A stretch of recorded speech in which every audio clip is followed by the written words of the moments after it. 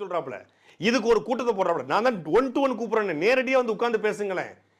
அதை பேச வக்கு கிடையாது, தைரியம் கிடையாது, ஆளுமை தன்மை கிடையாது. ஆனா கட்சிக்காரனை விட்டு திட்டு விடுறது. அங்க எவனோ ஒரு சேனல்ல போய் பேட்டி எடுத்துக்கிறான். சாட்டை என்ன நீங்க தேனிக்கு போன மாதிரி சேலத்துக்கு வந்துடாதீங்க. சேலத்துக்கு வந்தா உங்களை உயிரோட கொன்னுருவோம். அதுன்னு பழைய அசோகன் ஸ்டைல்ல பேசிட்டு இருக்காங்க. உன்னைய பிடிச்சி கொன்னு கொலை எடுத்து உன் கழுத்தை அறுத்து. யாரா நீங்க? 234 தொகுதியிலும் அடுத்த 15 நாள்ல இருந்து கூட்டம் நடைபெற போகுதுடா. 234 தொகுதி வரும். ஏன் இப்படி அவசரப்படுறீங்க? மாநாடு வேலையை வச்சுக்கிட்டு இப்ப சேலத்துக்கு நான் வர முடியுமா? வந்தா எங்க அண்ணன் அடிக்க மாட்டாரா? தேனிக்கு போனதுக்கு எதுக்குடா தேனிக்கு போனேன்? ஒரு நாள் வேலை போச்சு, ஒரு நாள் கூட்டத்துக்கு மாநாடு வேலை போச்சுன்னு சொல்லி அவர் திட்டிட்டு இருந்தாரு.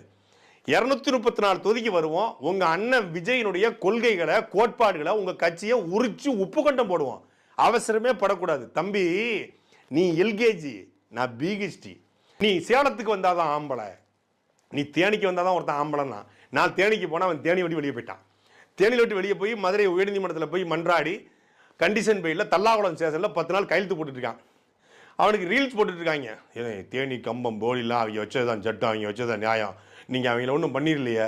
ஆனால் பண்ணிட்டு தான் நான் வந்திருக்கிறேன். துறைண்ணே மயனே, அவன் துறைண்ணே மகன், நான் துறடா, அவன் என் மயன் தானே. அப்போ துறைண்ணே மகனே, அவன்லாம் கை வச்சிட்டீங்களான்றான். கை வச்சுட்டு தான் வந்திருக்கிறேன். இப்போ என்ன செய்ய போற? தேனியை விட்டு ஓடி போன சாட்டைங்கிறாங்க. தேனிக்குள்ள வந்தது பிரச்சனை இல்லை, தேனியை விட்டு ஓடி போயிட்டேன்னா. நான் தேனியை விட்டு ஓடி போய் தேனியில டென்ட் போட்டு தங்க முடியுமா?